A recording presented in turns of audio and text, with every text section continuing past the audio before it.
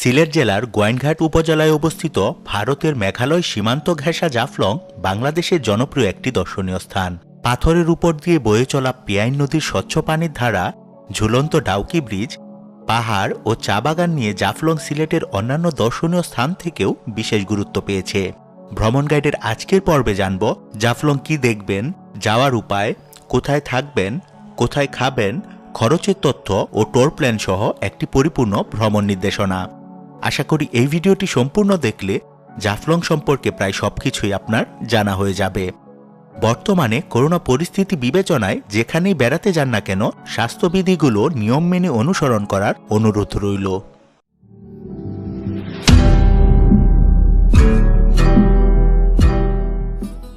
জৈন্তা পাহাড়ের পাদদেশে অবস্থিত প্রকৃতিকন্যা জাফলং এক অপরূপ প্রাকৃতিক সৌন্দর্যের লীলাভূমি। বর্ষাকাল জাফলং ভ্রমণের উপযুক্ত সময় হলেও শীতকালের জাফলং কম আকর্ষণীয় নয়। ভিন্ন ভিন্ন ঋতুর বৈচিত্র্যময় মাধুর্যে জাফলং সারা বছরই ভ্রমণের জন্য আকর্ষণীয় একটি স্থান।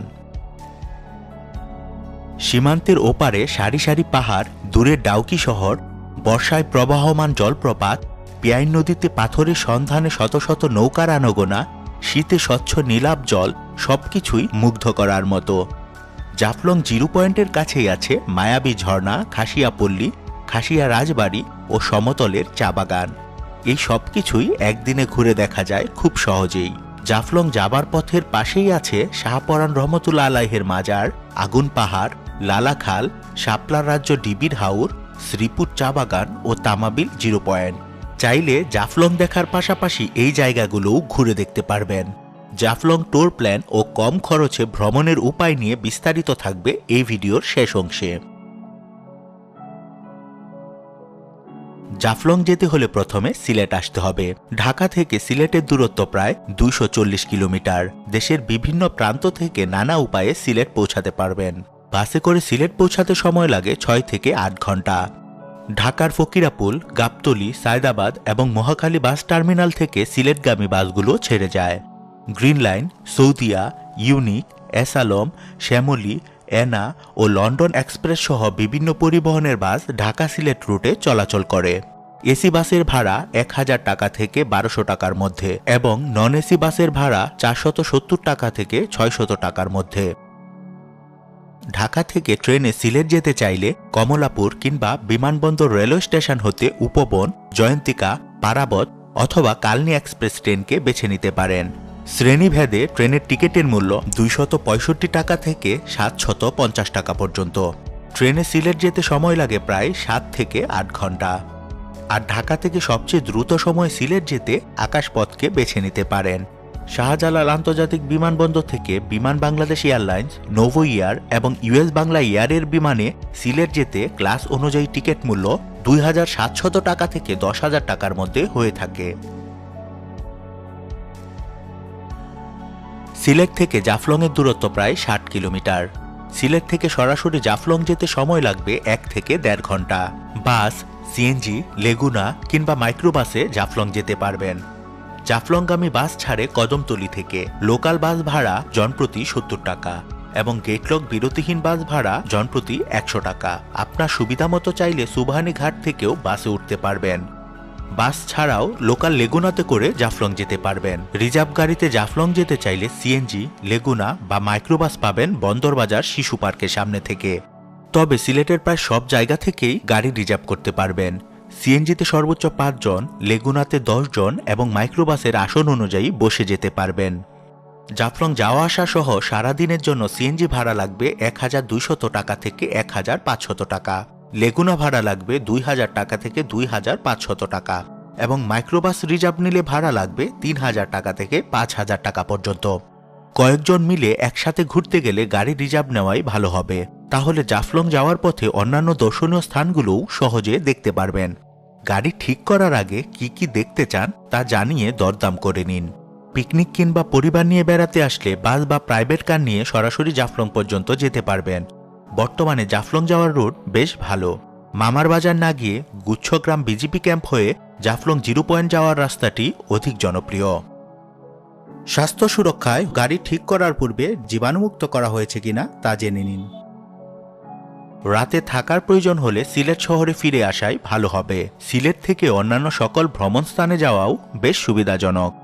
সিলেটের বেশিরভাগ হোটেলগুলো শাহজালাল মাজারের আশপাশকে ঘিরে অবস্থিত। দরগা গেট হতে আম্বরখানা, তালতলা, লামাবাজার, কদমতলী পর্যন্ত বিভিন্ন মানের আবাসিক হোটেল রয়েছে। কম খরচে থাকতে চাইলে দরগা গেট এলাকায় 500 টাকা থেকে 1000 টাকায় অনেক মানের হোটেল পাবেন। ভালো সার্ভিসের হোটেলগুলোর মধ্যে আছে hotel Holy Gate, Holy Inn, La Vista hotel, Pansi inn, hotel Metro International, Britannia hotel, Nirvana inn ইত্যাদি। এসব হোটেলে থাকতে খরচ হবে 2000 টাকা থেকে 10,000 টাকা পর্যন্ত। লাক্সারি হোটেল ও রিসোর্টের মধ্যে আছে Rose View hotel, Nazimgarh resort, hotel Noorjahan Grand, Grand Palace সহ আরও কিছু হোটেল। এসব হোটেলে প্রতি রাতের জন্য খরচ হবে 8,000 টাকা থেকে 30,000 টাকা পর্যন্ত। আর যদি জাফলং থাকতেই হয় তাহলে মামার বাজার এলাকায় জাফলং ইন হোটেল সহ আরও বেশ কিছু রেস্ট হাউস আছে। সরকারি রেস্ট হাউসে থাকতে পূর্ব অনুমতির প্রয়োজন হয়। এছাড়া জাফলংয়ের খুব কাছে সুন্দর ল্যান্ডস্কেপ ভিউ সহ জৈন্তিয়া হিল রিসোর্ট হতে পারে আপনার জন্য ভালো অপশন। সিলেট ও জাফলংয়ের সকল হোটেলের বুকিং নাম্বার এই ভিডিও ডেসক্রিপশনে পেয়ে যাবেন।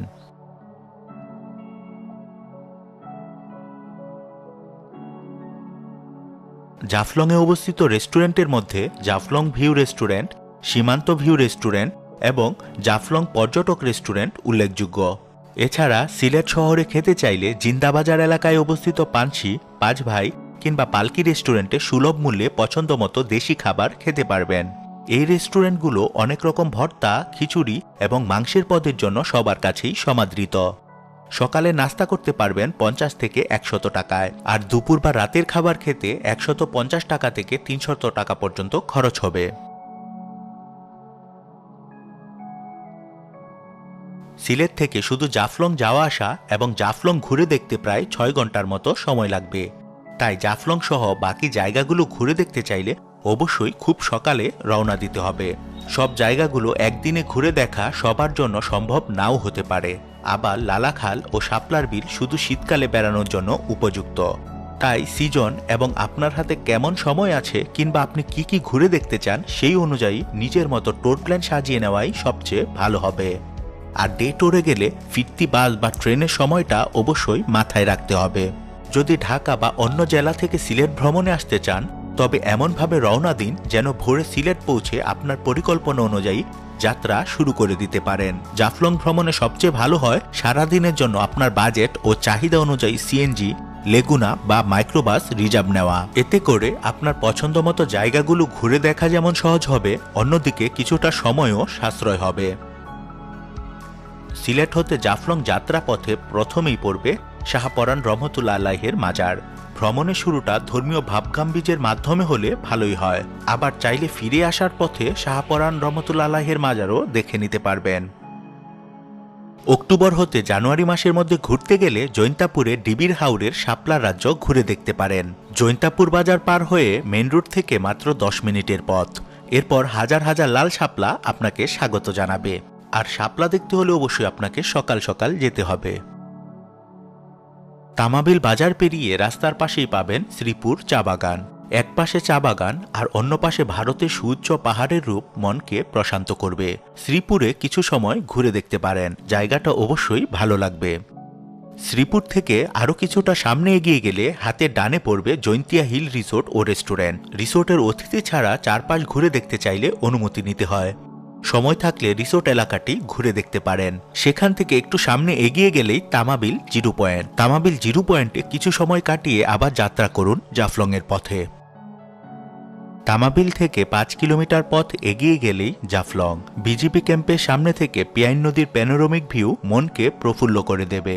আর ডান পাশে দেখা মিলবে ভারতের ডাউকি শহরের। সিঁড়ি বেয়ে নিচে নেমে গেলেই জাফলং জিরো পয়েন্ট। সেখান থেকে ডাউকি ঝুলন্ত ব্রিজ দেখা যায়। জিরো পয়েন্টে আপনার ইচ্ছামতো সময় কাটিয়ে নিন, অথবা বাকি জায়গাগুলো ঘুরে দেখে ফেরার পথে নিশ্চিন্তে জলে গা ভেজাতে পারেন।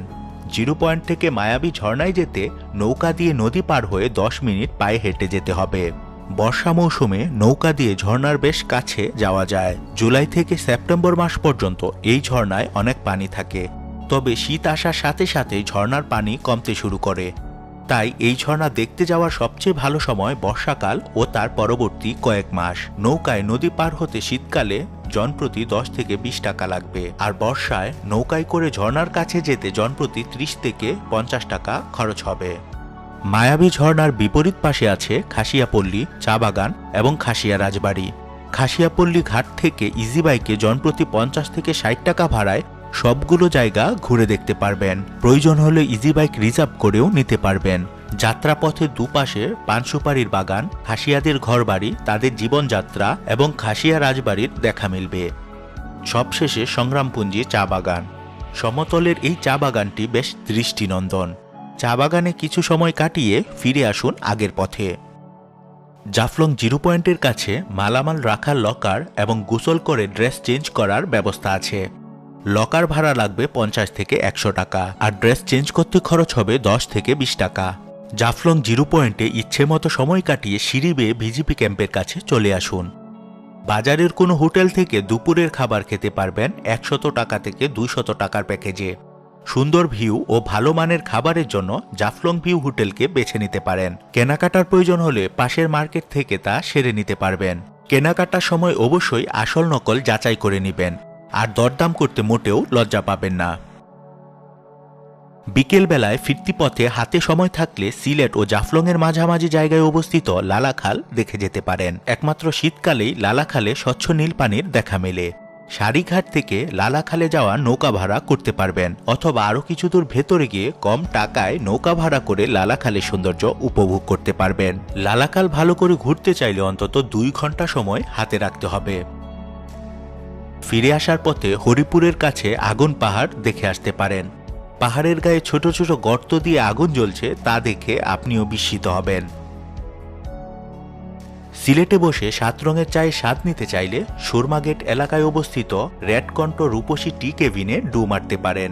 আর সিলেট শহরে এসে যে কোনো সময় হযরত শাহজালাল রহমতুল্লাহ আলাইহির মাজার জিয়ারত করতে পারবেন।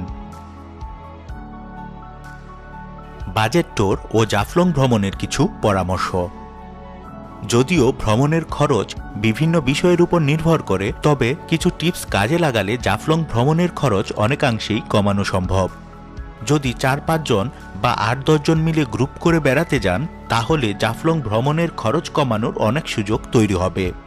হোটেলে থাকার ক্ষেত্রে একটু দরদাম করে মোটামুটি মানের হোটেলে রুম শেয়ার করে থাকুন। সবাই মিলে শেয়ার করে খাওয়া দাওয়া করুন। নন এসি বাস অথবা ট্রেনে সুবন চেয়ারে গেলে যাতায়াত খরচ কিছুটা কমাতে পারবেন। আর ছুটির দিন বা পিক সিজন ছাড়া ভ্রমণে গেলে অনেক কিছুতেই ছাড় পাওয়ার সম্ভাবনা রয়েছে। ন্যূনতম খরচের হিসেব করলে ঢাকা থেকে একদিনের প্ল্যানে 4-5 জন মিলে জাফলং ঘুরতে গেলে জনপ্রতি 1500 টাকা থেকে 1800 টাকাতেই জাফলং ঘুরে আসা সম্ভব। যেহেতু জাফলং সীমান্তবর্তী এলাকা, তাই সীমান্ত এলাকার নির্দেশনা মেনে চলুন। কৌতূহলের বশবর্তী হয়ে ভারত অংশে প্রবেশ বা প্রবেশের চেষ্টা করবেন না। পানিতে নামার সময় বিশেষ করে বর্ষাকালে অতি সতর্ক থাকুন। পাথর উত্তোলনের ফলে অনেক স্থান বেশ গভীর ও পিচ্ছিল, সেই সাথে অনেক স্রোত থাকে। একটু অসতর্ক হলেই অনাকাঙ্ক্ষিত ঘটনা ঘটে যেতে পারে। অনেকেই মায়াবী ঝর্ণার উপরে ওঠার চেষ্টা করেন, এতেও দুর্ঘটনা ঘটার সম্ভাবনা থাকে। স্থানীয়দের সাথে ভালো ব্যবহার করুন, আর এমন কিছু করা থেকে বিরত থাকুন যা প্রকৃতি ও পরিবেশের জন্য ক্ষতিকর। বর্তমানে করোনা পরিস্থিতি বিবেচনায় যেখানেই বেড়াতে যান না কেন, স্বাস্থ্যবিধিগুলো নিয়ম মেনে অনুসরণ করার অনুরোধ রইল। জাফলং ভ্রমণ নিয়ে যদি আরও কোনো কিছু জানার থাকে তাহলে কমেন্ট করে আপনার প্রশ্ন আমাদেরকে জানাতে পারেন। যেহেতু সময়ের সাথে সাথে অনেক তথ্যেরই পরিবর্তন হয়, তাই সর্বশেষ আপডেটেড তথ্য পেতে এই ভিডিও ডেসক্রিপশন বক্স চেক করতে পারেন। আমাদের এই ভিডিওটি কেমন লেগেছে কমেন্ট করে আমাদেরকে জানাতে পারেন। ভিডিওটি ভালো লাগলে ভিডিওটিতে লাইক দিন এবং শেয়ার করুন আপনার বন্ধুদের সাথে। আজকের মতো এখানেই বিদায়। সামনে আবারও দেখা হবে নতুন কোনো ভিডিও নিয়ে। সেই পর্যন্ত ভালো থাকুন, সুস্থ থাকুন।